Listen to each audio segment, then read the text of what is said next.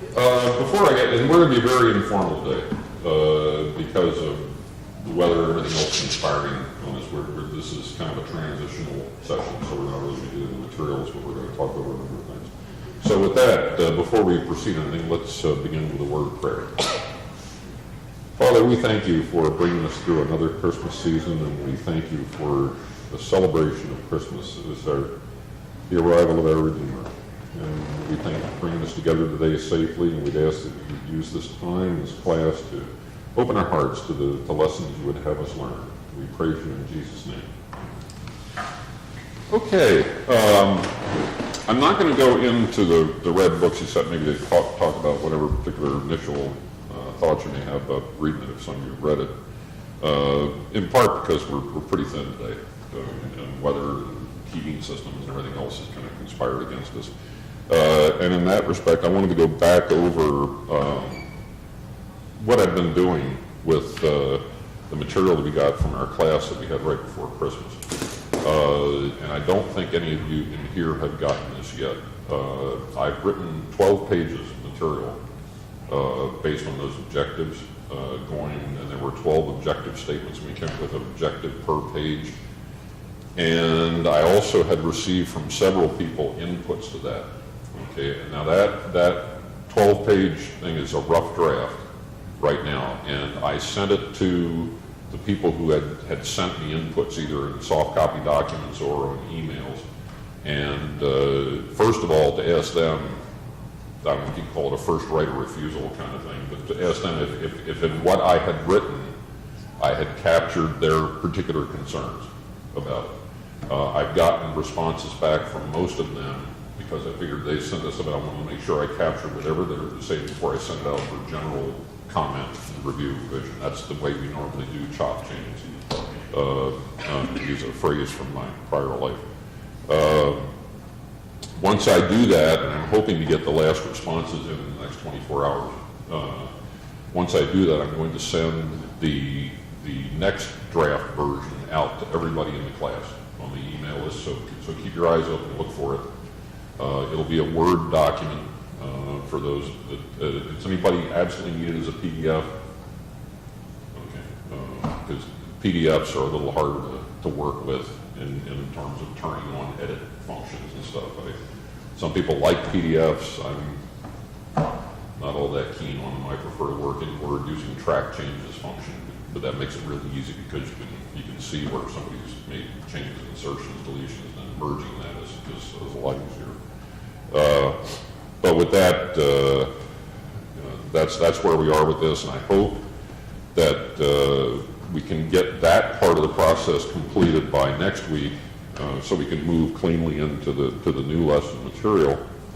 The other thing I want you to do, besides when you get them, as I said, look in your emails in the next 24 hours. I hope you'll all have that. As you're looking through the document, we're taking this a stage at a time, because first we worked on the objective statement. Now I've taken the notes and everything that in the conversations we had last week, and I've written rationales to support those objectives. And the next stage is moving to, okay, what kind of things do we think we ought to be doing to achieve those objectives through those rationales? Because you have objectives, why the objectives. Now let's look at things we might do. Things we might do, I mean, they can be programs, activities, emphasis on certain kinds of things, like making sure the board is tightened up. So this is a good time to then transition to that third part, because that's where your mind will be when you read through this stuff after having read through the objective and the rationale behind it. And the reason I do that, this is a very proven technique for doing this kind of thing, because oftentimes in human nature, people want to, and I've seen this a lot in my business, they want to construct a problem to fit an answer they already have. Okay, we're all inclined to do that, because we know what we know what we're comfortable with, so then we tend to take that template of the things we've done or the things we're comfortable with and go around and define problems to fit that template.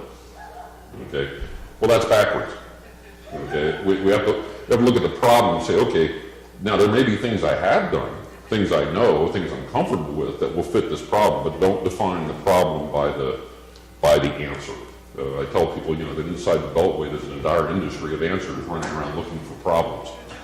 Okay, and I see that all the time. I still deal with it. Yeah, Fred. And all you have is a hammer. All of your problems look like nails. Yes, I used to use that. By the way, that was one of my favorite briefing slides because the nature of my work, I often was put up in front of people who had predefined answers to problems they hadn't thought about.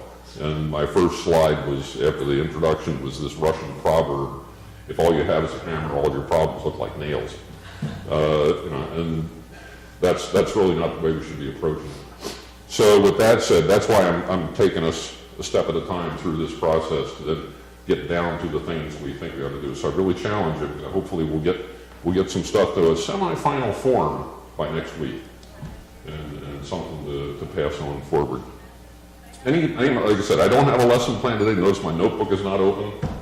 I don't have any, to continue what things we were thinking about 2 weeks ago. I'll throw it out here for comment, conversation, discussion. Any particular points somebody wanted to bring up?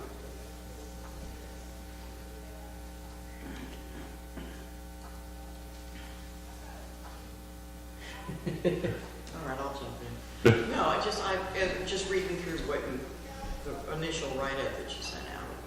I think we came up with some pretty good ideas. It was a wide range, and we weren't focused on we have this issue and let's just beat this one to death. But it was a good. I think it would be welcome. It would be received well because we have covered a whole. It's not like we have this problem. Let's fix this. Yeah. And I thought it was pretty good. Yeah, I thought it was interesting the way that fell out because generally the rule of thumb is when you're doing objective-based thinking, when you go much beyond 20 objectives, it just becomes eyes roll back in the head, and it's like, how are we ever going to do this? You're looking for you're nitpicking. Yeah, or it just overwhelms people. If you give this to people, it's like you remember that commercial a number of years ago where the guy was in his office. And the phone keeps ringing. So I can do that. I can do that. I can do that. I can do that. And he says, "How am I going to do that?" Okay, and so it becomes that kind of thing. And it's interesting that we actually fell out with 12 things, which is right, pretty much in the sweet spot for that kind of thinking. That's so our brains are on a pretty similar wavelength there. Now, that's not to say that if in reading through this, you see, well, this objective and this desired end is really just a different shading of this one. So we may even do some consolidation. So, keep your mind open to that when you read through it, and that's a fine thing too. I mean, but the main thing is we want to keep, in doing that, we have to go back to that cardinal rule that objective statements are always very short, declarative sentences. Action, outcome. Okay, and because otherwise they just get too muddied and unachievable. Other thoughts? Right. Point number 12, which is, correct me if I've got the number wrong, but it was the point about the tone of worship service. Oh, yeah. I see that as being one of the front burner issues. Well, it actually already has started causing some amount of churn around here. Yeah. And I think it would behoove us to develop precisely what we mean by that, because to a lot of people, and this goes back to your Russian proverb again, they see something like that, and they interpret that almost exclusively in terms of musical style. Yeah. Contemporary versus classical versus bluegrass versus whatever. Yeah. And this is a discussion the church has been having since the 5th century, actually. Music's been very divisive in the history of the Christian church. And I think it would be unfortunate to let the debate happen along those lines, because I think we can satisfy that point with a whole spectrum of different musical styles. It's not so much about the style, it's about the content that's being put into that style. And the spirit in which it's done. Right. Yeah. So the challenge for us and for all of us here is to formulate that in such a way as we're not coming across as a bunch of grumpy people who don't want to see any change in the way that well, for me at least, that's not what I'm trying to say there. No. I want to be open to all the people in our congregation, regardless of their age, regardless of where they're coming from. But how do we set a standard there, having said that says, okay, in what ways does the content need to be significant? What is that? Let's unpack that statement. What does that mean? Actually, yeah, and that's a very good point, because I'm very aware of what you're talking about, and been tracking that issue for about 4 months now, because it has become an issue for some folks, and I'm not going to go any further into that. It's suffice to say that it's out there. And when I worked on that objective statement, that rationale, pay very close attention to what is in that rationale there and how we might want to tweak that verbiage, because I wrote it realizing that there was this one particular issue about music program lurking in the background of this, but I didn't want to write it as if it was about the music program. Okay, so we want to look at the verbiage on that rationale to capture the kind of thinking that Fred just mentioned, but not to go as a zinger to one particular thing.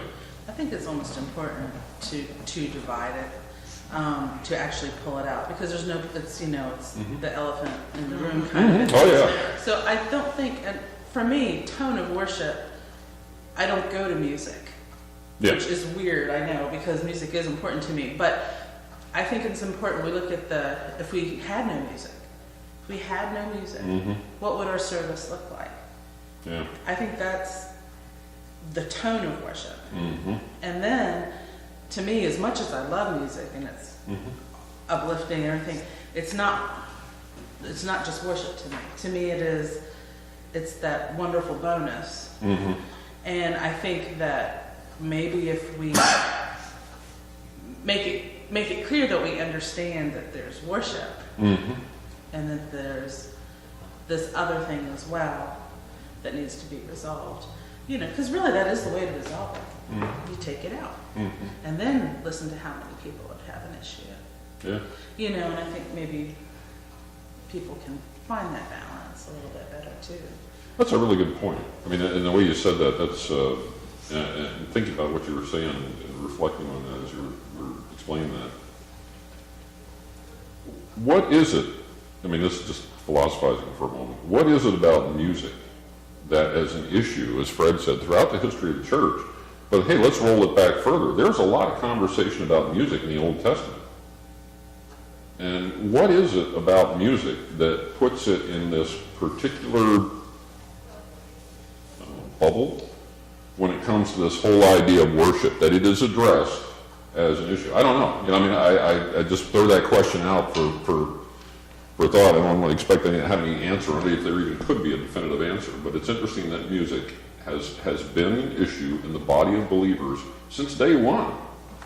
I remember back in... I'll get to Jim here, I guess. Back in the Brethren Church for probably 30 years, we had we had a group of older members, and if a hymn was not one that had been carried forward from the last 20 hymnals and written by Fanny Crosby, it was not something they were interested in. And we had a young music director, and the first Sunday Glenn came in with his guitar and you could see the eyes roll. And he would introduce, because the young folks loved it, and it wasn't radical, it was different. It wasn't in the hymnal. So the church, the board, we finally bought this little paperback where they were called praise songs. And the first 10 minutes, kind of instead of the organ prelude like we do here, Glenn would lead the congregation in these praise songs as people came in. Well, as you can imagine, there were folks who, at the end of that 10 minutes, they were coming in. They're ready for church. You've got that other stuff going. But over time, and it was interesting to see some of those now are in the hymnal. Just saying, my mind's not going smart. But it was just the idea that sometimes I think we look at church as a comfortable little sliver. We've always done it. I'm going to go there to be comfortable. And I'm not to get into the book, but if it's something different, we've always done it, then it becomes rote. And it doesn't do us any good. Yeah. So, and I think music is really strong there. And that's a real fine line, just I personally would like to see a blending on any given Sunday, not have everything there like, I don't know this. Yeah. But that's just my preference. Yeah. But it is a tough issue. I want to apologize to Jim because I saw you move you were going to say something back here a while back, and but I want to go back to your whatever your thought But, was. I mean, the only, not in defense of traditional music, but I think in defense of, we all come to church, at least, well, maybe not we, but, I come to church, and many of us, I think, come to church because we see it as a place where we can be reminded of, timeless truths, absolutes, the consistency of God, His faithfulness through times and ages. So, we come to church as a place of, of stability and timeless values. So, when we see music changing, that's kind of that's a little upsetting, or it's a little bit of a, it contrasts with that desire to come to church to be reminded of these ageless, timeless truths that we all yearn for. Well, I'm totally there with you in that thinking. That I mean, I agree that because I've come to it first of all because I love several styles of music. Number one being classical, and then Celtic music, which is kind of an interesting combination, and world music. So go figure how that all works. But yeah, I was just thinking when you were talking and Barb said this. I got these quotes you probably noticed that I use in my signature block on my emails, and a lot of my quotes are drawn from Frank Zappa, if you know Frank Zappa and his particular musical proclivities. But he's made a lot of really interesting quotes, and one of them he says, the last good music was written by guys that wore powdered wigs. This was Frank Zappa who said this. Like, okay, Frank Zappa, the last good music was written by guys who wore powdered wigs. So he's probably a little more musically adept than people would generally give him credit for his 800 decibel streaming hits. But yeah, my personal preference matters nothing in this, but it's again from my perspective, yes. And to me, there is an enduring quality to classical music, and that to me is what puts me in a worshipful frame. Kathy. Well, I think there are some concerns with newer music that it's done for showmanship, and I wouldn't say that that's necessarily true. It might seem that way to people that are used to a different style of music. But, after all, it isn't entertainment. Yeah. And I don't see anything wrong with having a variety of music either. But I don't want to see choreography and, that kind of stuff. Well, I think that statement can be validly made of any musical style in the church. And again, it goes back to the spirit in which it's done. There's drilling down to the real issue there. What is the spirit in which it's done? Obviously, this issue has floated before the rest of us in here too, because this is something that's been floating around. Yeah, Fred. Chopin was notorious in his day for all his showmanship techniques on the keyboard. It attracted comment then. So this is not about a particular style. The classical guys have this problem today, even today as well. So yeah. In fact, how do you abstract that from the worship elements now? That's the challenge. In fact, it obviously was done for Broadway consumption and later in the movies, but there's a fair amount of musicologists that say that the depiction is pretty well right on the mark. If you've seen the movie Amadeus and the way Mozart was depicted, the general record was that's kind of like the way the guy was. I'm like, whoa, dude. I mean, he was over the top. I remember the scene with the pink wig at the start of the movie. It's like, yeah, okay, So he was the Madonna of his age, I guess, but or whatever the latest, whatever her name is. Lady Gaga. Okay, yeah, kind of the Lady Gaga of his age. One thing I need to point I want to make about those objectives, with the exception of the first one, they are not in any particular order. Okay, and I don't think they should be presented to the session as being in a prioritized order, with the exception of the first one. Okay, and that's the one where it says that Christ is Christianity, Christianity is Christ. Okay, if you go back and when you read the rationale I cited there, where Paul says to the Corinthians, that we came preaching one thing, Christ and Him crucified. Okay, to the Gentiles it's foolishness, and to the Jews it's heresy. But that is it. And a lot of times we forget that Christianity really is Christ. Okay, that's it. And if it isn't Christ honoring and Christ derived, then it's something else. It's not religious stuff. It's religious stuff. Right. Because, and I notice I didn't say Jesus, I said Christ. It goes back to my comments at the first lesson, is that we often get confused about the fact that we think Jesus Christ is like saying Calvin Hickey. Okay, it's not. Okay, it's Jesus. That's who He was. Christ is what He is. Okay, and that's why I said when I read this, oftentimes mentally I insert a comma after His name, the title, and I think that's an interesting little mental trick to kind of flip your mind to saying, okay, we are talking about Jesus, who is the Christ. And then when you say, when He is the Christ, and you look into that word, whoa, then you get the whole span from Genesis chapter 3 to Revelation. I find it helpful to turn those names into English, and it renders something like this: Savior, the Anointed. Yeah.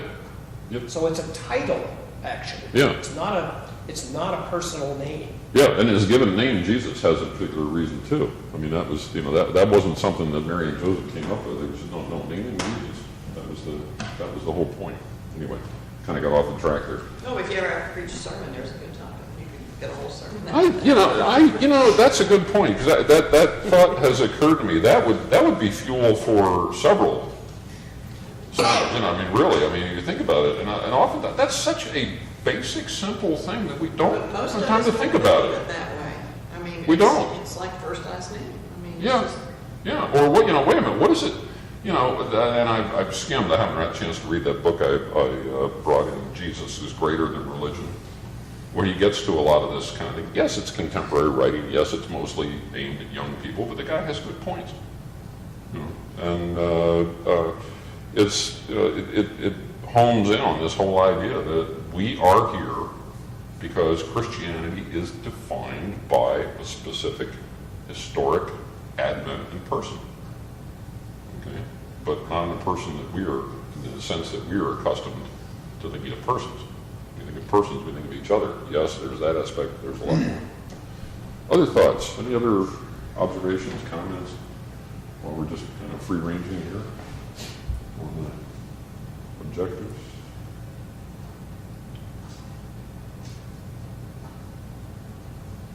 Still got 20 minutes. Are there any that you found hard to write? Are there any particular objectives that you found difficult to work through? Well, the objectives wrote themselves. I mean, when I came out of the session 2 weeks ago, it was just a matter of polishing it to make a sentence out of each one. So that was pretty much easy. Writing is always hard work for me,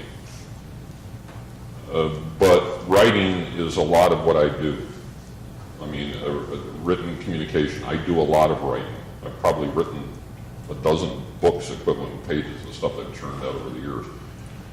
But it's always hard work for me.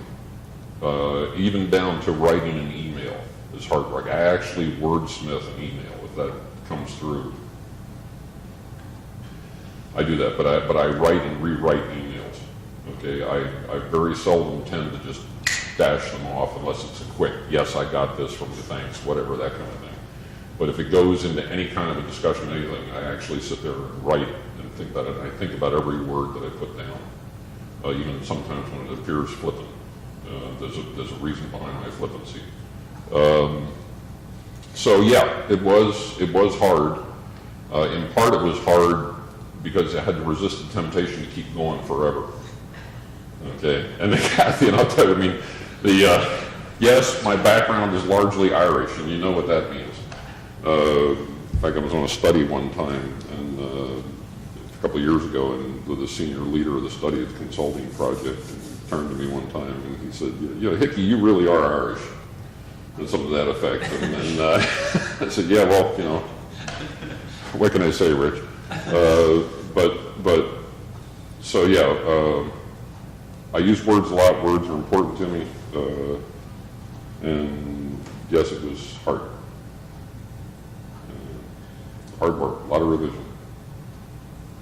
But there wasn't like a specific, I don't know, objective or. No, not really. Although the worship one was maybe a little more because I was trying to keep it subject neutral. Okay.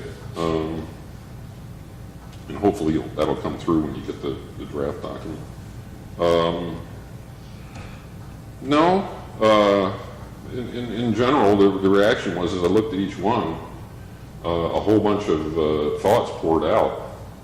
And so, it was more a matter of how do I cook this down to a rationale statement of 2 or 3 paragraphs that doesn't, steamroller somebody with, verbosity. I have started each rationale statement with 1 or 2 passages from Scripture that occurred to me at the very outset to say, there's no point in citing a rationale for an objective if it isn't backed up by something Scripture tells us specifically in that regard. So the rationale statements start with a ESV state passage, 1 or 2 passages from Scripture, and then somewhere say, okay, this is why this is important to do, why the church must do it. And I think on pretty much every one, the last small paragraph in the rationale statements always begins with the church must. The church, saying, hey, the church, this is something the church has to do. And speaking of the church as a community of believers, it's what we've just been studying the last quarter.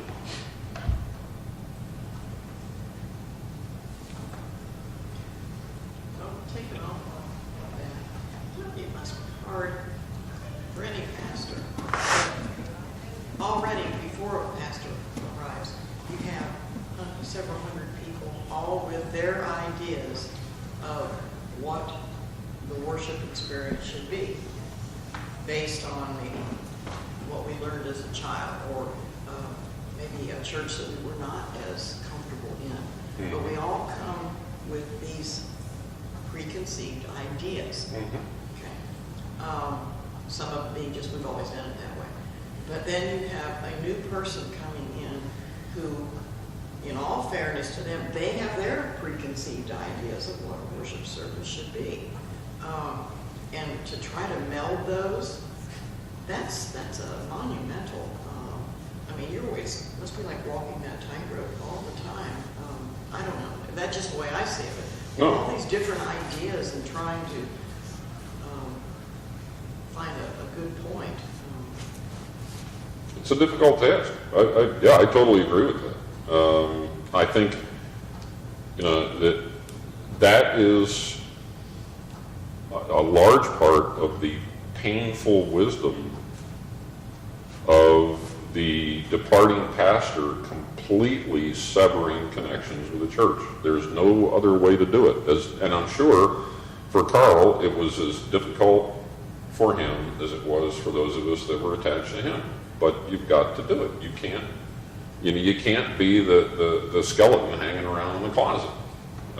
That will just throw everything off the rails. I'm sorry to keep lapsing back in my own experience, but it's when you take command of a new unit. You're the new commander. At the change of command ceremony, there's a specific point that where the new commander turns to the old commander and says, "Sir, I relieve you." And the old commander says, "I stand relieved." At that point, he departs. He literally walks off the stage. There's a reason they do that. And he goes away. And that's the last you see of him. Because now it's your show. And it's the same kind of thing. People get attached to the ways people do things. And a new person brings in their own appreciation for stuff. And it's not easy. Nobody ever said it was going to be easy. And I think, Cal, you being military background too, you kind of see leaders come in, and I hate to put people in 2 categories, but you'll have a new boss that will come in, and he knows everything that's right, and he turns everything upside down, right? Sure. And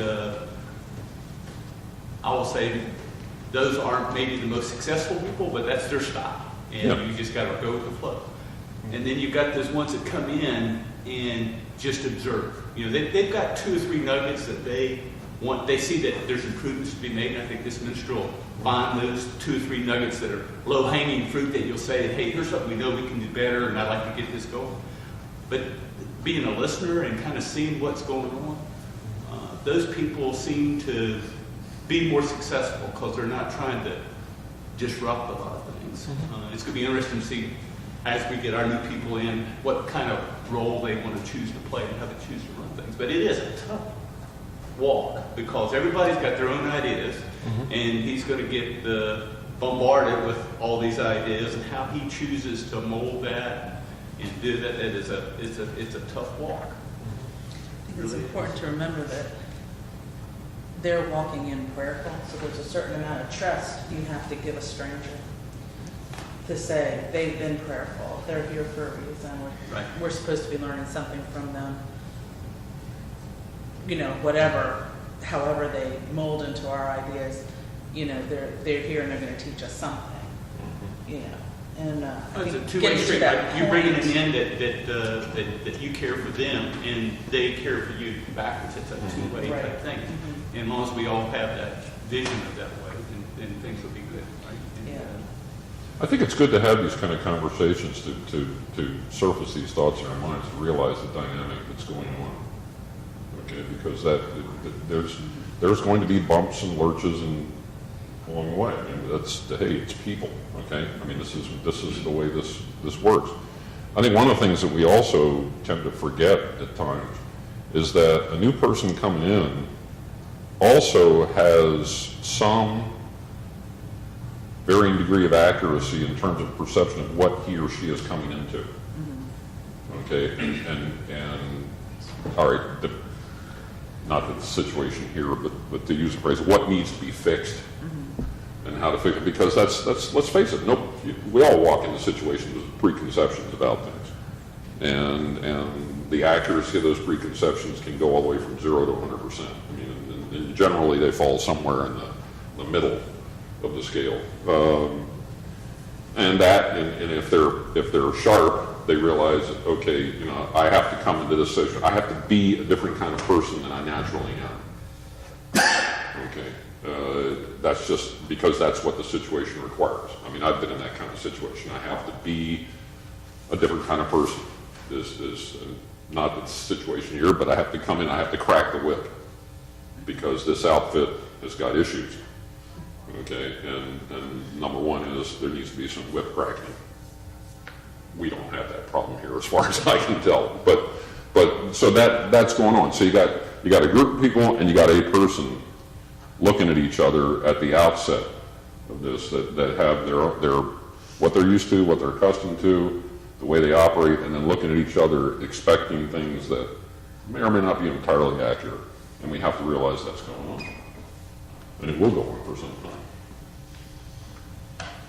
Other thoughts? Well, I'll tell you what, we got a few minutes. Anybody get a chance to take a few looks? And by the way, did everybody get a copy of the new? I did not, Cal. You did not? Okay. I'm just the last couple of Sundays, I've been doing some work Okay, for yeah. Carrie. Yeah. Videotaping There you go. kids and some stuff. Yeah. Everybody else get their copy then? Okay, we've got a few left here. Al, I could use one of those. Oh, sure. Oop, there we go.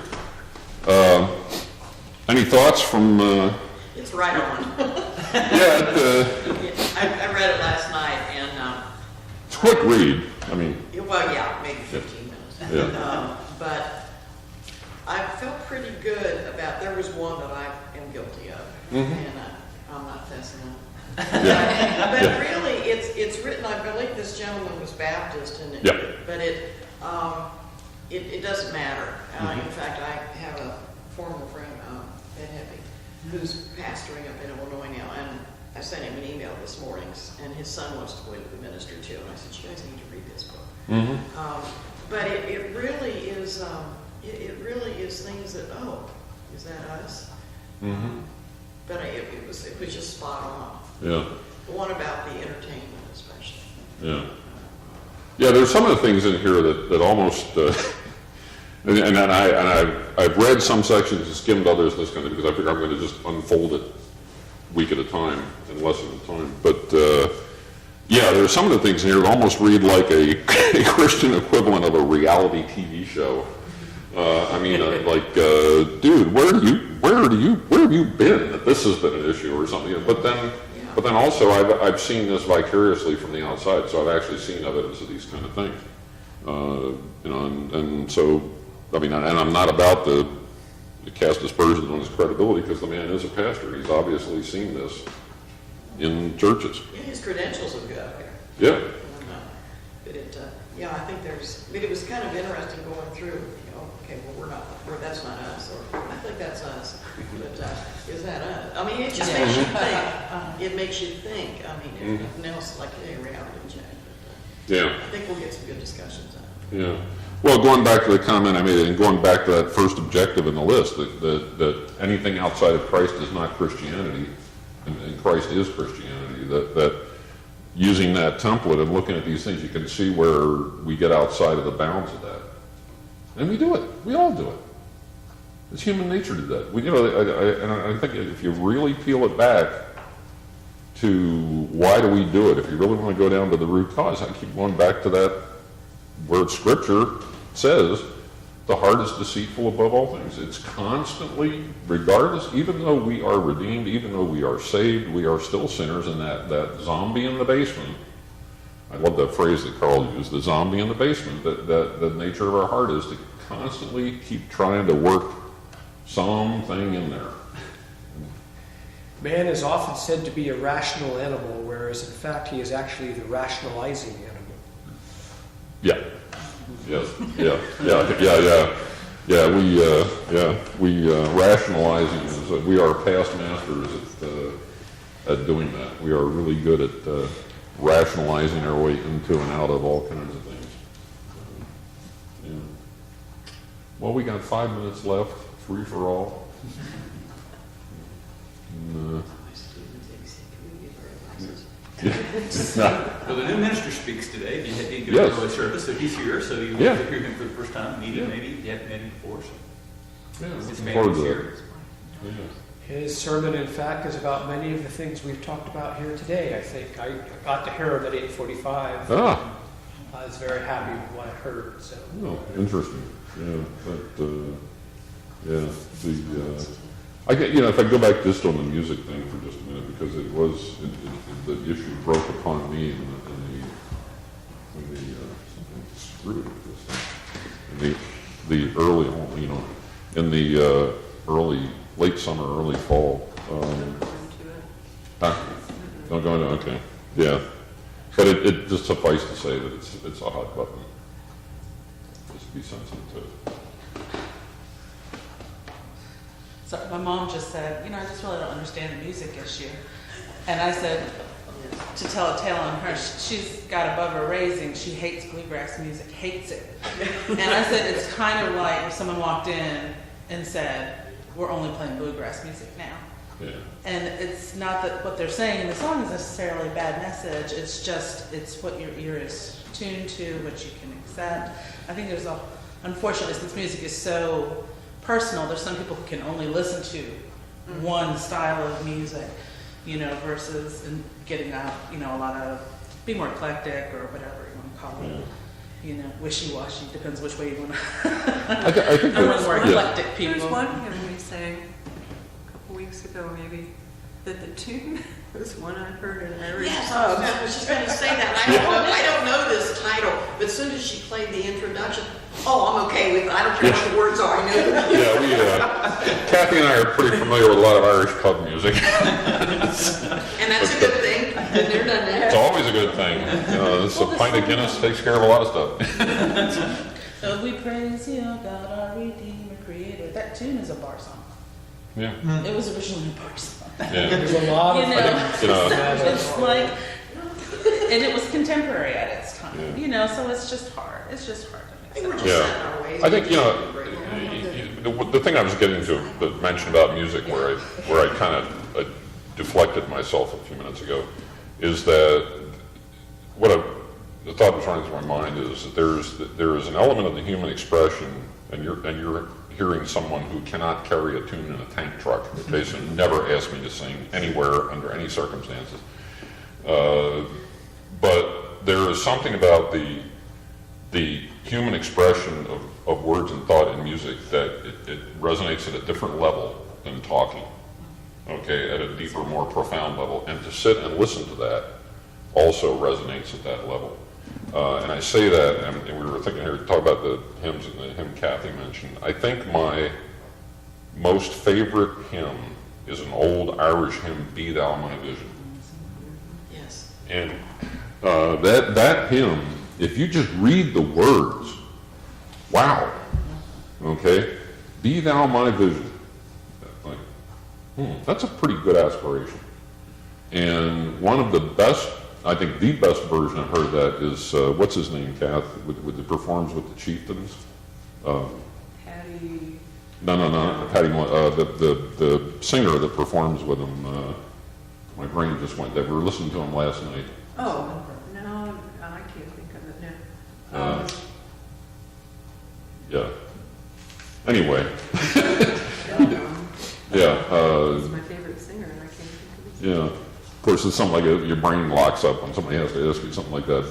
But he does a version of that with the Chieftains, if you're familiar with it. And by the way, the Chieftains are going to be here at George Mason on the 16th of March, appropriately, at 4 p.m. Sunday afternoon. I'm not if anyone wanting to buy tickets today.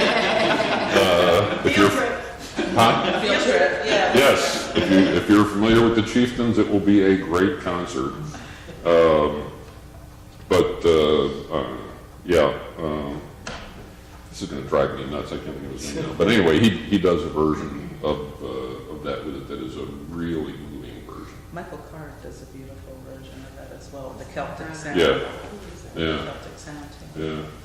Van Morrison. Van Morrison, yeah. Oh, okay. Van Morrison, and Van Morrison really doesn't have what you'd call a singing voice. He's got more of a gravelly kind of. No, he's not the gravel one. But he does a really profound version of it. If you ever get a chance to listen to it online, Van Morrison, Be Thou My Vision, it's really, it'll leave you in tears. Anyway, it now is the appointed time